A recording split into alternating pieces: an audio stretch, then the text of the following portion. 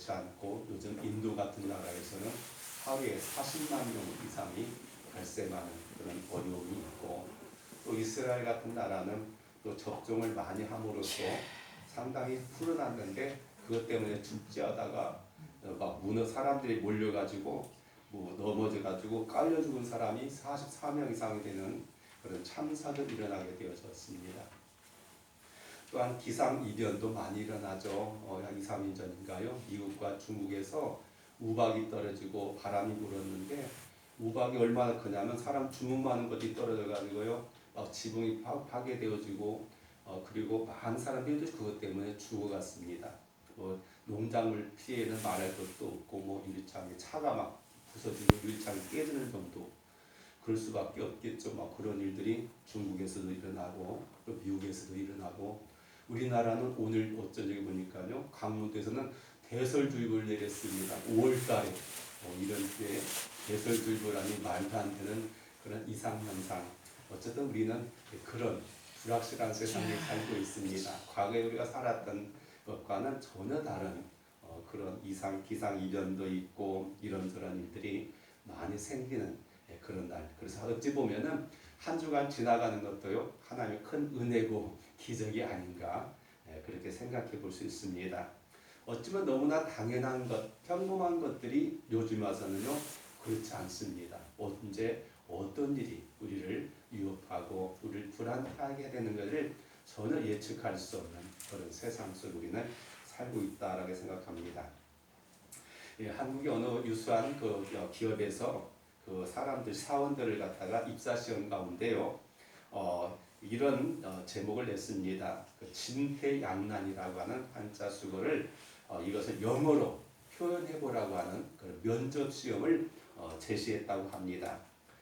대부분의 사람들이 그 단어를 갖고 나름대로 영어 실력 있는 사람들은 여러 가지 단어, 문장들을 만들어가지고 그것은 이러이러한 내용이라고 열심히 설명했는데 시원한 답이 하나도 없었는데 단 한 사람이 간단하게 정답을 말했습니다. 이게 뭐냐면 바로 딜레마라고 하는 그런 단어로 진퇴양난을 표현했다고 합니다. 그렇습니다. 이 딜레마라고 하는 그런 의미를 사전적인 의미로 보면은 두 가지 다 바람직하지 못한 대안 사이에서 직면하는 선택의 상황.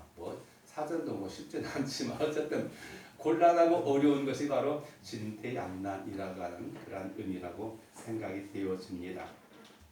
오늘 우리가 본문에 보면요, 오늘 히브리서 11장 29절에 있는 말씀의 배경은 출애굽기 14장이 배경이 되어집니다. 여러분 한번 찾아보시겠습니까? 출애굽기 14장. 몇 번 몇 구절 앞에 찾아야 되는데 함께 그 본문의 말씀을 우리가 열어놓고 또 필요에 따라서 구절을 함께 읽어보면서 그 내용과 오늘 본문과의 어떤 관계성이 있는가를 함께 살펴보기를 원합니다. 오늘 본문에 보면은요, 이스라엘 백성들의 믿음을 말하면서 무엇을 말하고 있냐면 홍해 바다를 믿음으로 건넜다라고 하는 그런 표현을 통해서 이스라엘 민족에 대한 그런 믿음을 한마디로 정의하고 있는 그런 내용의 배경이 바로 출애굽기 14장에 소개되어져 있는 걸 보게 됩니다. 정말 이스라엘 백성들은 애굽 땅에서 노예 생활했습니다. 참혹한 생활했습니다. 그런데 하나님께서 그들을 이제 구원하시기로 작정하셨고 모세를 훈련시키고 모세를 통해서 그들을 인도케 하셨습니다. 바로와의 힘겨운 싸움 속에서 하나님은 애굽에 10가지의 재앙을 내리셨고 더 이상 버틸 수 없는 바로와 애굽 사람들은 제발 좀 나가달라. 당신들이 때문에 우리가 못 살겠다 해가지고 그들은 거의 쫓겨나다시피 이제 애굽을 탈출하면서 우리가 잘 아는 대로 그렇게 엑소더스 출발하게 되어졌습니다. 그런데 문제는 이제 그들이 어디로 가느냐죠. 나오는 것도 중요하지만은 우리가 어떤 방향으로 어딜 향해서 나가느냐가 참 중요한 방향성의 문제라고 생각이 되어집니다. 가만히 그 상황에 대해 생각해 봤습니다. 가장 바람직한 것이 뭘까요? 요즘같이 우리나라 같은 경우는요, 가장 바람직한 경우는 사람들이 여론을 갖다가 물어봐가지고 어떤 대안들을 하든지 아니면은 특별한 사람들을 통해서 전문가들을 통해서 위원회를 조직해가지고 우리가 이제는 나왔으니까 어떤 코스로 해가지고 우리가 가나안 땅을 가는 것이 우리가 안전하고 편안하고 좋은 길로 갈 수 있을 것인가, 뭐 전략도 세우고 뭐 그렇게 해야 되겠습니다. 그런데 우리가 잘 아는 대로 성경에서는 그런 절차들이 전혀 없었습니다. 오직 어떤 것이 있었어요? 하나님께서 모세를 통해서 그 백성을 인도케 하셨습니다. 어찌 보면 그것은 가장 바람직한 것이고 그들의 가장 안전한 길이 될 수 있었을 것입니다. 그런데요, 문제는 크게 나타나게 되어졌습니다. 그들은 숫곳을 떠나서 이제 가나안 땅으로 가야 되는데, 근데 변화된 바로의 마음이 이대로 이스라엘 백성을 놓아보낼 수 없다고 생각한 그들은 병거 600승, 당시의 병거는요 지금으로 하면 탱크나 마찬가지. 우리나라가 6.25 때 북한이 서들어올 때 탱크를 앞세고 들어올 때 우리는 탱크가 한 대도 없었어요. 탱크를 막아낼 방법이 없었습니다. 그냥 탱크만 보면은 도망갈 수밖에 없어요. 뭐 총 쏴봐야 뭐 소용도 없고 대포 빵빵 쓰면서 그 탱크를 밀고 오니까 우리는 그냥 속절없이 서울 빼앗기고 그냥 하늘에서 밀려나가가지고 겨우 우리가 잘 아는 대로 대구와 부산만 남겨놓고 다 뺏겨버리지 않습니까? 근데 당시에 병거는 바로 그런 무기입니다. 말에다가 병거를 해가지고 거기서 활도 쏘고 창도 찌르고, 그러니까 사람들이 어떻게 해볼 수가 없는 가장 막강한 무기가 바로 고대 시대의 병거였어요. 그래서 병거 600승에다가 또 훈련된 그런 병사들 동원해가지고 이스라엘 백성들 다시금 잡아다가 그들 노예로 부리겠다고 쫓아오는 그런 상황이었습니다. 굉장히 긴박한 그런 상황 속에 있었습니다. 뒤에는 바로의 군대가 오게 되어지고 그들이 가는 곳이 어떤 곳이냐, 성경에 보니까 바로 밉돌이라고 하는 그런 지역으로 있다고 말합니다. 14장 2절에 보니까 이스라엘 자손에게 명령하여 돌이켜 바다와 밉돌 사이에 피아히롯 앞 바알스본 맞은편 바닷가에 장막을 치게 하라. 하나님께서 모세에게 구체적으로 장소까지 지정해가지고 그곳으로 가라고 말씀하셨어요. 그러니까 이 길은 누가 지정해 준 거냐? 하나님께서 그 지정해 준 길이라고 볼 수 있습니다. 그런데 그렇게 갔던 곳이 어떻게 됐습니까? 뒤에는 바로의 군대가 오고 밉돌이라는 것은 그런 천연의 요새 같은 곳입니다. 특별히 예굽에서는요, 아시아 쪽에서 쳐들어온 사람들이 갖다 방비하기 위해서 이 밉돌이라고 하는 지역은 아주 중요한 그런 천연 요새적인 그런 장소요. 이게 적으로 오늘부터 아시아로 오는 데를 막을 수 있는 그런 길목입니다. 근데 그곳에 이스라엘 백성이 갇히게 되어졌어요. 뒤로도 못 가고 앞으로도 못 가고, 바로 진퇴양난의 상태가 바로 이스라엘 백성들이 처해져 있는 상황이 오늘 본문의 배경이라고 볼 수가 있겠습니다. 사실 우리는 인생을 살다 보면요, 이런 진퇴양난의 그런 어려운 처지에 빠지게 될 때가 참 많이 있습니다. 어찌 보면 우리나라의 현재 상황도 그런 부분이 좀 있어요. 왜냐하면 지금 다음 달에 다음 달인가요? 이번 25일인가 미국의 대통령하고 우리나라 대통령하고 만나기로 작정해져 있는데, 여러분이 안다시피 지금 중국과 미국과의 이 양자 그런 대결 구도가 있습니다. 그래가지고 굉장히 지금 여러 군데에서 지금 싸우고 있어요. 다투고 있어. 근데 우리는 굉장히 미묘해요. 우리는 어떤 편이냐면 미국 편이잖아요. 미국 편. 근데 우리나라 가장 많이 물건을 만들고 생산해서 수출하는 나라가 어디냐면 중국이에요. 이득을 가장 많이 남긴 데가 바로 중국이에요. 서로 맞닿아 있잖아요. 그래서 중국을 버릴 수도 없고 미국을 버릴 수도 없고 우리 양다리 걸치고 있어요. 근데 지금 미국에서 결정하기는 야, 선택 똑바로 해. 그거요. 지금 만나가지고 너 지금은 미국이 중국 갖다가 쭉 포위해가지고 우리나라, 일본, 또 대만, 또 앞쪽은 호주, 또 인도, 그런 나라들 갖다가 쭉 해가지고 중국을 딱 포위한 상태 속에서 이걸 지금 막아내자고 하는 게 미국의 전략이에요. 근데 우리나라는 지금 그 중간에 있습니다. 우리나라는 어떻게 하든지 우리가 이 반도 나라 속에서 북한을 갖다 설득해가지고 중국과도 또 러시아와도 하기 위해서 우리가 길을 내려고 하잖아요. 그래서 어쨌든 우리는 나갈 길이 더 이상 뒤로는 못 나가고 대륙을 통해서 나가고자 하는 그런 전략이 있습니다. 사실 어려운 일이죠. 현실적으로 굉장히 어렵지만은 근데 우리나라가 나갈 수 있는 방법이 거기밖에 없어요. 그러니까 이건 참 이렇게도 못하고 저렇게도 못하고 대통령도 그렇고 오늘 우리 모든 과제도 사실 그렇습니다. 어려운 과제들이 계속 우리는 기도해야 되고 또 하나님의 도우심이 있어야지 이런 위기를 헤쳐나갈 수 있다라고 생각이 되어지면서 바로 하나님께서 하필 왜 우리가 의문할 수 있잖아요. 하나님 편한 길 많잖아요. 좋은 길 있잖아요. 왜냐하면 사실은 애굽에서부터 가나안 땅으로 가는 가장 좋은 길은요. 그 지중해를 끼고 있는 해안 도로가 있어요. 왕의 도로라고 하는 것인데 그것은 무역로도 될 뿐더러 거기는 길이 굉장히 닦아져 있는 좋은 길이에요. 근데 하나님 왜 그리 안 보내시고 왜 이리 어렵고 힘겨운 곳에 보냈냐라고 하시는 걸 우리가 보게 돼요. 왜냐하면 오늘 14장 그 출애굽기 14장 3절에 보면요. 이스라엘 상황에 대해서 바로가 뭐라고 말하고 있냐면 바로가 이스라엘 자손에 대하여 말하기를 그들이 그 땅에서 멀리 떠나 광야에 갇힌 바 되었다. 딱 이제 됐어. 이제는 그들은 더 이상 도망갈 데가 없어요. 앞에는 홍해 바다가 가려 있고 양쪽은 절벽으로 가로막혀 있고 뒤에는 애굽의 군대가 쳐들어왔어. 완전히 그들은 꼼짝달싹 없이 갇혔다고 말하고 있는 거죠. 근데 하나님께 왜 그렇게 어렵고 힘겨운 길로 그의 백성을 인도하셨는가? 우리가 생각해 보게 되어집니다. 물론 여러 가지 이유가 있을 수 있습니다. 성경에 보면은 원래 그 광야길 그 좋은 길은요. 거기는 누가 있냐면 이스라엘 백성들이 출애굽하는 그 비슷한 시기에 조금 먼저 온 나라들이 어떤 나라냐면 블레셋이라고 우리가 잘 아는 대로 다윗 사울 시대에 이스라엘 백성은 가장 큰 강적이 되었던 블레셋 나라가 있습니다.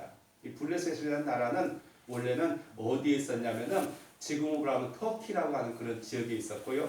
그 사람들은 어떤 사람들이었냐면은 그때 당시 철을 다룰 수 있는 오늘날로 말하면 가장 과학화되어져 있는 그런 사람들이 바로 블레셋 사람들이에요.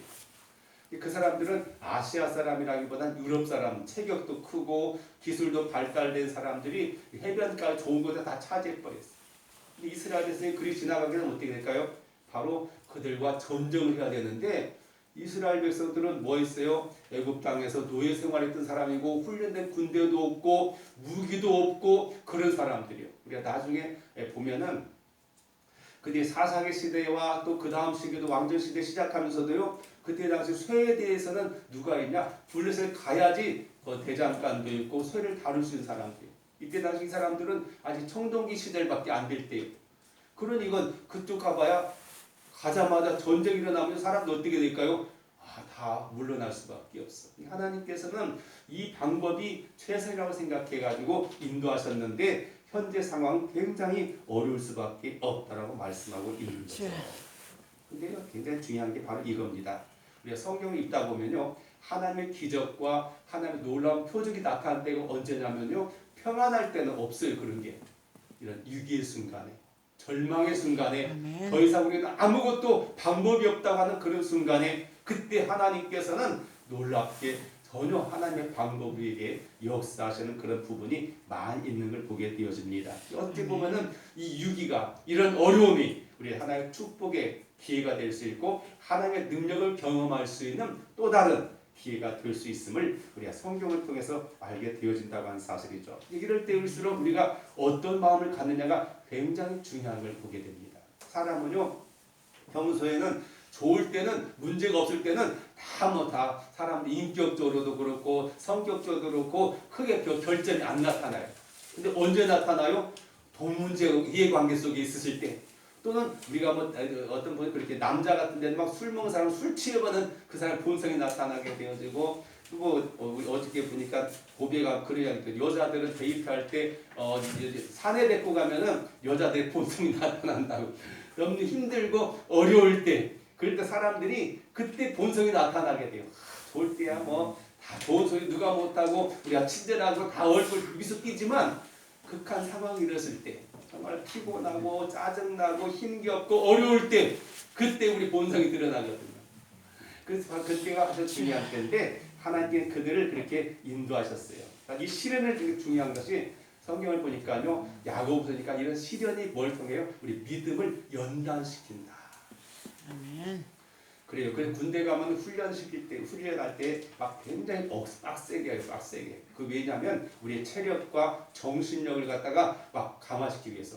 생각해보세요. 전쟁터에 나가서 막 총 쏘고 폭탄이 터지면서 옆에 사람이 죽어가는데 다 숨어버리면 누가 더 대적할 수 있어요? 옆에 사람이 죽어가도 적을 향해서 총을 쏠 수 있는 그런 담력을 기르기 위해서는 그런 평소에 훈련이 필요하기 때문에 그렇게 하게 되는 걸 보게 됩니다. 그래서 우리 성도들에게 있어서는 사실 성도들의 가장 큰 위기는 뭐냐? 아무 문제가 없을 때 위기가 되어져요. 아무 문제 없으면요 우리가 감동이 없어. 기도도 하지 않습니다. 성경 볼 일도 없어요.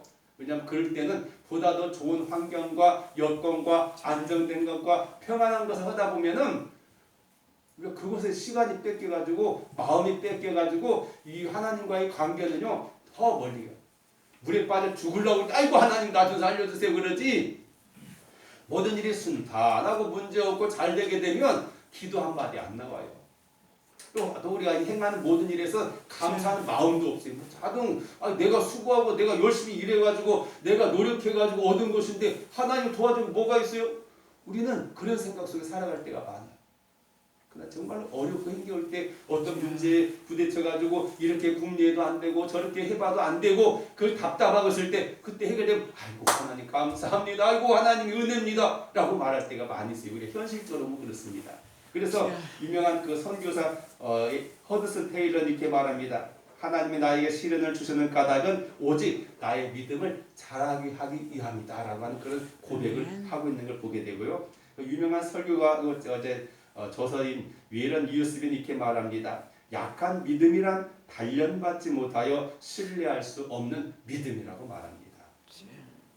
보니까 그렇다. 이거 사람만이 해당되는 것이 아니라요. 화초도 그래요. 지금 보니까 우리도 하우스도 만들어 놓고 또 겨울을 이게 월동을 갖다가 노지에서 못하는 그런 화초들은 거기다 뭐 따뜻하게 해줘야 되고 좋은 화컷을 해줘야 돼요. 그래서 일부는 수국 같은 것을 우리 저 윤춘대 권사님 그 아파트 이제 그 베란다에다 놔가지고 겨울을 내보냈어요.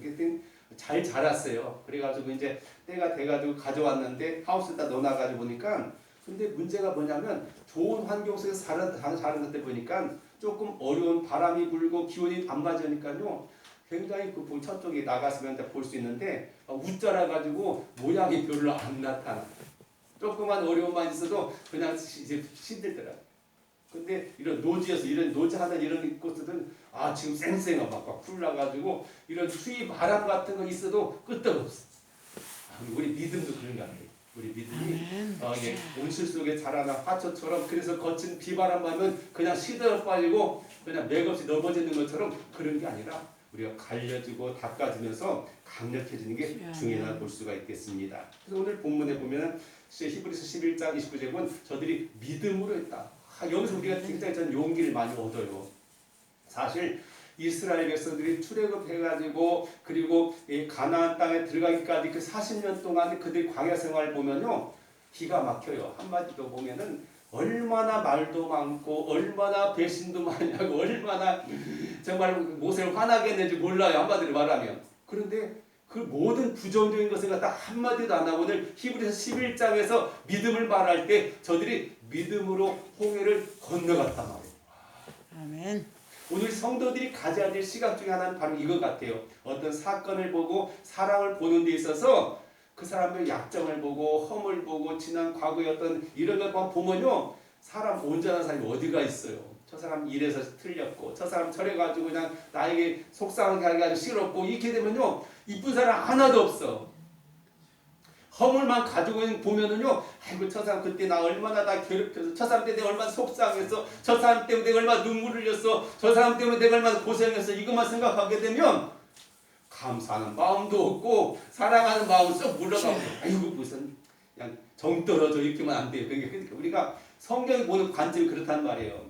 오늘부터 그걸 배워야 돼. 근데 하나님께서는 오늘 본문에도 보면 그걸 나오게 됩니다. 뭐라고 나오냐면 이스라엘 백성들이 오늘 홍해 바다 앞에서도요 어떤 행동했냐면요 이렇게 말하고 있습니다. 한번 보겠습니다. 10절에 보니까 10절 제가 한번 읽어드리겠습니다. 바로가 가까이 올 때 이스라엘 자손이 누러 들어본즉 애굽 사람들이 자기들 뒤에 이른지라 이스라엘 자손 심히 두려워하여 여호와께 부르짖으며 라고 말합니다. 그러면서 얼마나 이제 그들이 담대하게 욕하고 있냐면 뒤에 보면은 우리를 매장지가 없어가지고 여기까지 끌고 왔냐. 그래서 우리를 이곳에 죽게 만들었냐고 이스라엘 백성들이 못을 향해서 아론을 향해서 원망하는 걸 보게 돼요. 여러분 우리가 이것을 잘 생각해 봐야 돼요. 하나님께서는요 때때로 우리가 이렇게 막다른 골목 같은 곳에 우리를 인도하셔서 큰 어려움과 공경을 처하게 할 때도 우리가 볼 수 있겠는데요. 그러나 중요한 것은 이럴 때 우리가 이것을 어떻게 극복해야 되는가가 굉장히 중요한 믿음이 필요하다고 생각이 되어진다고 하는 사실이죠. 그런데 이럴 때 왜 그들이 원망할 수밖에 없었는가 생각해 보면요, 중요한 게 하나 있어요. 우리가 뭘 보느냐가 중요해요. 어려울 때. 오늘 본문에 보면 그걸 볼 수 있습니다. 바로 10절에 보면은 그렇게 말해요. 자기들이 뭘 봤냐? 하나님이 자기들을 이곳까지 인도하셨고, 그리고 모세와 함께해서 여기까지 왔다고 한 사실은 딱 간데 없어버리고 당장 처해져 있는 환경만 바라보게 되어지고 위협하는 애굽의 군대만 보게 되는 거예요. 그렇게 되니까 정신이 없는 거예요. 왜냐하면 우리가 싸울 수 있는 무기도 없고 뭐 그런 전략도 없고 군인도 없고 그냥 우리 다 죽었다 생각하는 거죠. 그들에 누가 있어요? 그들 인도하시는 하나님이 계시잖아요. 그 하나님을 부름을 받았고 인자되는 모세가 있잖아요. 그걸 바라봐야 되는데 그것보다도 우리 마음 공포에 절리게 되면은 그런 하나님께 베푸신 은혜나 하나님의 약속이나 믿음이 간섭게 되어지고 두려움에 쌓일 수밖에 없게 되어져. 오늘도 마찬가지야. 사람은 가정마다 개인마다 다 이런 두려움이 있고 어려움이 있을 수밖에 없어요. 그때 우리가 무엇에 관심을 갖고 관점을 갖느냐가 굉장히 중요해요. 성도들은 항상 어디를 많이 봐야 되냐면 그 상황 속에서도 우리 위를 바라볼 수 있어요. 눈을 들어 하늘을 봐야 되고 우리 주님을 바라봐야 되고 그분의 음성에 귀를 기울일 수 있는 자가 될 수 있어야 돼요. 그럴 때 우리는 어떤 곳에 있든지 시편 기자가 했던 것처럼 천만이 날 둘러쌀지라도 난 두려워하지 않는다. 왜? 나는 하나님을 바라보기 때문에. 그분은 능히 이 상황 속에서 이 위기 속에서 나를 건져줄 거라고 하는 그런 기대와 믿음을 가지기 때문에 그런 것처럼 오늘 우리는 그런 믿음을 가질 필요가 있다고 하는 사실이죠. 애굽의 군대를 보니까 두려움이 그들을 사로잡게 되어졌고 그들은 더 이상 우리는 다 죽었다고 결단 내렸던 걸 보게 됩니다. 해보지도 않고 이미 죽은 그 현대 그룹의 장치자 정주영 씨가 쓴 책 가운데 그잖아요. 가장 많이 했던 말이요. 해봤어? 해봤어. 해봤냐고 하는 거예요. 그래서 그분이 정말로 그분의 사업을 보면요. 기적 같은 일이 많았어요. 현대조선소를 갖다 만들 때 그분이 정말 우리나라 자본도 없었을 때 그분이 가져갔던 것이 뭐냐면 우리나라 500원짜리 동전. 그거 가지고 미국 땅에 가지고 돈 많은 사람들 가가지고 우리를 위해서 투자해달라. 그렇게 했어요. 그때 그걸 설득했어요.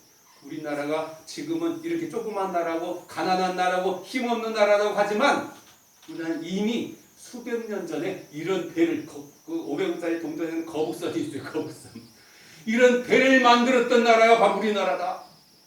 그걸로 설득해가지고 근데 투자 받아가지고 현대건설마가 지금 세계 최고 그런 조선소가 됐잖아요. 우리나라가. 삼성 우리나라가 조선소 가장 큰 데에서 우리나라가 기잖아요. 세계에서 최고 강력한.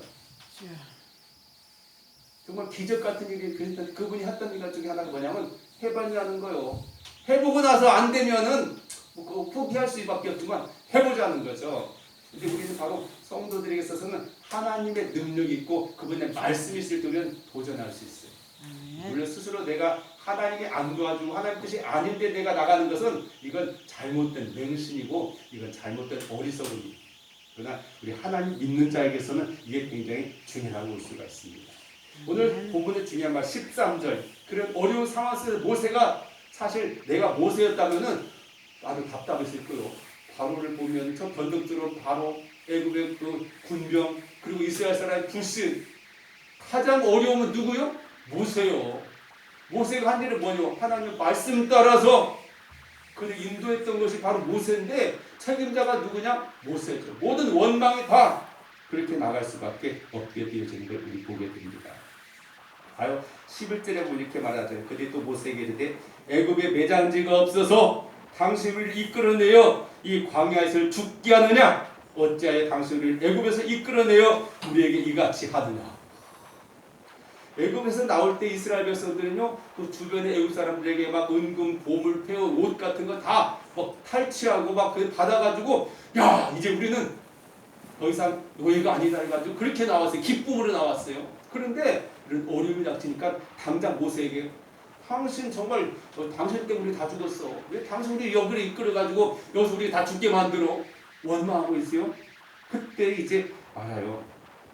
그들이 뭐라고 12절에 우리가 애굽에서 당신에게 이른 말이 이것이 아니냐 이르기를 우리를 내버려두라. 우리 애굽 사람이 섬길 것은 하지 아니하더냐. 애굽 사람을 섬기는 것이 광야에 죽는 것보다 낫겠노라. 한마디로 기가 막혀요. 좋을 때는 그냥 아이고 모세 너니 어려움 당하니까 당신 때문에 왜 그냥 놔두지 왜 참견해가지고 우리 이 어려운 난관에 봉착하게 만드냐는 것이 이스라엘 백성들이요. 그리고 바로한테 갈 거요. 이스라엘 백성을 바라볼 거. 이거 안 되잖아요. 그때 하나님께서 주신 말씀, 이게 굉장히 중요해요. 13절 한번 같이 읽어볼까요? 시작. 모세가 백성에게 이르되 너는 두려워하지 말고 가만히 서서 여호와께서 오늘 너희를 위하여 행하시는 구원을 보라. 너희가 오늘 본 애굽 사람을 영원히 다시 보지 아니하리라. 그러면서 14절 여호와께서 너희를 위하여 싸우시리니 너희는 가만히 있을지어다. 바로 이것이 모세의 답이었어요. 하나님의 답이었어요. 사실 그렇지 않으면 모세가 무슨 방법이 있을까요? 어떻게 하자는 거예요? 어떻게 할까요?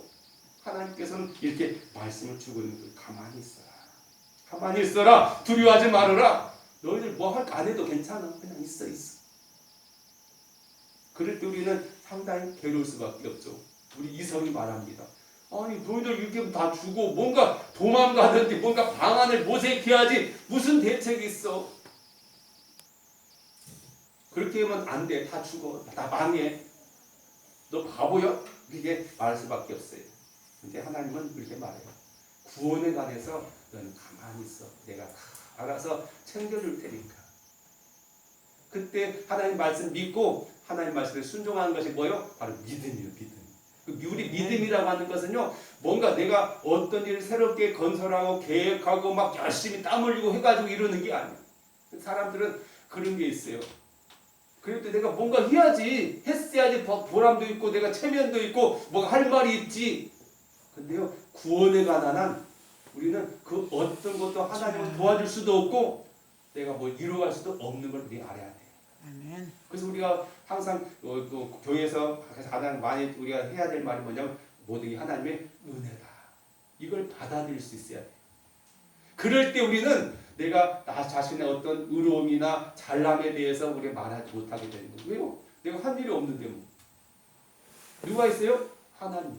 예수님이 십자가에서 이루신 일인데 나도 그 은혜를 입어서 오늘 이 자리에 있고 그 은혜를 입어서 내가 하나님의 거룩한 백성이 되고 그를 아버지라 부를 수 있고 하나님 나라에 갈 수 있는 자격을 얻게 됐는데, 근데 문제가 뭐냐면 뭔가 좀 교회에서 어떤 직분을 가지고 어떤 업적을 이루고 그래서 뭐 땅을 기부한다든가 뭐 헌금을 많이 했다든가 아니 봉사활동을 많이 했다든가 대외적으로 뭔가 명성이 있거나 이런 사람들은요 자기 의가 드러날 때가 많아요. 내가 아니면 이 교회가 어떻게 돼? 다 내가 했지. 봐봐, 다 자기들 먹고 살기만 바쁘고 뭐 하라면 안 나오고 일도 않고 하는데 내가 아니면 이 교회 끝나. 이렇게 생각하는 사람도 있어요. 자기를 대수한 사람이 있어요. 그런 사람들 때문에 굉장히 고민하고 되고 상처받는 사람이 많아요.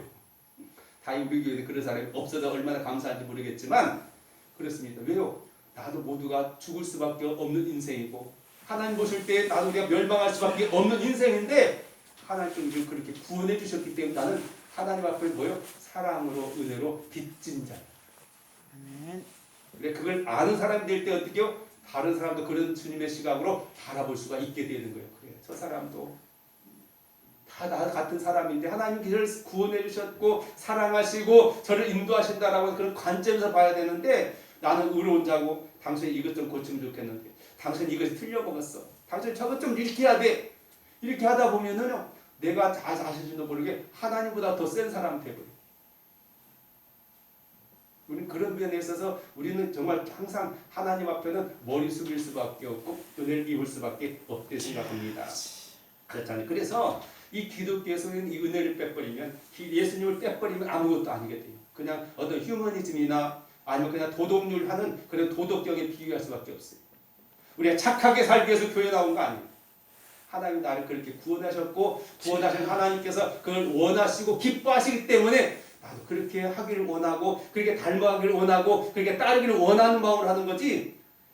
세상적인 관점에서 내가 착한 일 많이 하면 선을 많이 쌓아가지고 그것이 덕이 돼가지고 나에게 어떤 보상으로 돌아오고 그것 때문에 내가 명성이 올라가고 내가 인지도가 높아지고 이런 게 아니에요. 하나님 우리를 이미 구원을 해주시고 성령을 부어주시고 하나님 자녀 삼아주시고 의롭다 하심을 통해서 우리를 구원해 주셨고 그렇게 인도하셨다는 사실 아는 게 굉장히 중요해요. 구원에 관한 우리가 뭘 할 수 있는 게 아무것도 없어요. 지금 이스라엘 백성들이 처해 상황 속에서 아무것도 할 수 없는 거. 그래서 하나님 말하는데 너는 가만히 있고 내가 어떻게 무엇을 하는지를 똑똑히 눈여겨보라고 말씀하고 있는 것이죠. 그래서 우리는 어디에 귀를 기울여야 돼? 하나님의 음성에 귀를 기울여야 하고 그의 뜻을 따르기 원하는 그런 마음이 열려져야 돼. 바로 그런 자세가 믿음의 자세라고 볼 수가 있겠습니다. 그래서 로마서 10장 10절에 말하죠. 믿음은 어디서 나요? 들으면서 나며. 근데 오늘날 우리는 너무 들을 것이 많아. 온갖 정보들이 막 이런 정보가 오고 저런 정보가 오다 보니까 정신이 산란해. 세상의 소리 들어봤자 귀를 열어놔봤자 마음만 심란하고 도대체 뭐가 옳은 것인지 어떤 것이 나에게 필요한 것인지 들으면 들을수록 더 모호해져. 요즘 보면요 그 TV 오전 프로그램 보면 순 건강에 대한 뭘 이렇게 많은지 세상 듣도 보지도 못한 별게 다 있어. 뭐 저그 뭐 남아메리카 뭐 저 아프리카 뭐 어디서 어떤 건 뭐가 좋고 그건 뭐가 좋고 매일매일 새로운 것들이 막 나와. 그거 다 먹다가는요 살림살이 아무것도 못해요. 그렇게 살면 영원한 영생 부르려고 하는가 모르겠어. 뭐가 좋고 뭐가 좋고 그냥 그거 먹으면 다 나은 것 같아. 그거 안 해도 우리가 건강하게 잘 살 수 있는데도 그래요. 들으면은 그래 나 이상했는데 그것 때문에 그런가 의심이 들어요. 우리 정말 귀를 둬야 되는 하나님 말씀이 진리인 것을 우리가 믿고 나가는 게 중요하다고 생각합니다. 그래요. 그 다음에 중요한 건 뭐냐면 듣는 것만 가지고는 안 되고 그것을 내가 행동으로 옮길 수 있어야 돼요. 그래야지 아무리 들으면 뭐고 알면 뭐요. 행동하지 않으면 아무 소용이 없게 되는 거 아니겠습니까?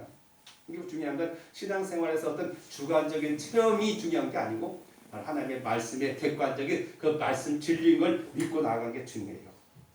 그걸 결단하고 그들은 나갑니다. 이렇게 말씀으로 통해서 나가는 게 보게 되어집니다. 바로 15절에 여호와께서 모세에게 이르시되 너는 어찌하여 내게 부르짖느냐 이스라엘 자손에게 명령하여 앞으로 나아가게 하고. 하나님 말씀의 명령을 따라서 나아가는 자세가 중요해요. 오늘 우리도 가야 될 길이 있어요. 향하는 방향이 있어요. 우리 그것을 향해서 정말 그게 하나님의 뜻이라고 한다면 그 유익한 것 하면은 성공 실패는 다 뒤로 하고 말씀 먼저 순종하는 그런 자세가 중요해요. 바로 하나님께서는 그렇게 모세에게 말씀하겠어요. 그러면서도 뭐라고 말하냐면 16절 지팡이를 들고 손을 바다 위로 내밀어 그것을 갈라지게 하라. 이스라엘 자손이 바다 가운데로 마른 땅으로 행하리라. 이것은 이성적으로는요